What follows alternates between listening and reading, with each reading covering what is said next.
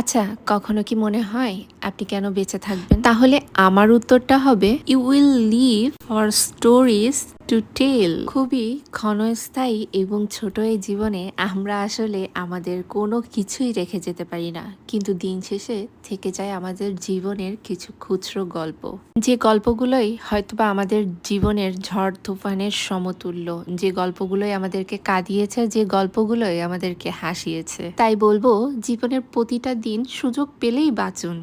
জীবনের প্রতিটা ঝড় আসছে, প্রতিটা ঝড়ই মোকাবেলা করুন, কারণ এই গল্পগুলো তো সবাইকে জানিয়ে যেতে হবে, তাই না? আর এই গল্পের মেইন ক্যারেক্টার আপনি, আর এই গল্পগুলোকে আরো সুন্দর করতে পারেন একমাত্রই আপনি। তাহলে একটাবার চিন্তা করে দেখেন তো, আপনার জীবনে আপনি কতটা মূল্যবান, আপনার গল্পে আপনি কতটা সুপার হিরো। দিনগুলো পার হতে হতে যখন জীবন 60-70-এর দোরগোড়ায় এসে দাঁড়াবে, তখন যদি কেউ আপনাকে জিজ্ঞাসা করে কি জীবনটা কিভাবে পার করলে, তখন যেন চোখের এক পলকে জীবনের শৈশব, যৌবন, বৃদ্ধ সব কিছু মিলিয়ে মুচকি হেসে একটাই উত্তর দিতে পারেন, জীবনটা গল্পে ভরা ছিল।